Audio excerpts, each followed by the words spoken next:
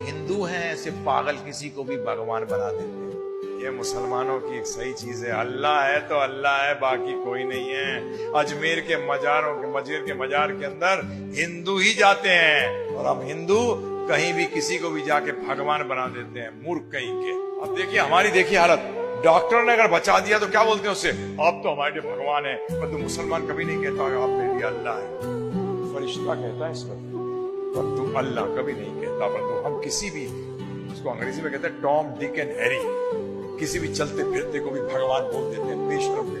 अरे गधे को पिता कहो तो किसकी इज्जत बढ़ती है, गधे की या पिता की नीचे गिरती है, बताइए आप मुझे। अरे आप पुलिस के एक जो पुलिस का सिपहिया हो उसको कहो आईजी साहब, उसकी इज्जत नहीं बढ़ी क्योंकि वो आईजी बना ही नहीं, परंतु आईजी की इज्जत वहां आ गई, उसको आपने सिपहिया बना दिया। ध्यान रखिएगा, ये शब्दों का इस्तेमाल करना बंद करिए।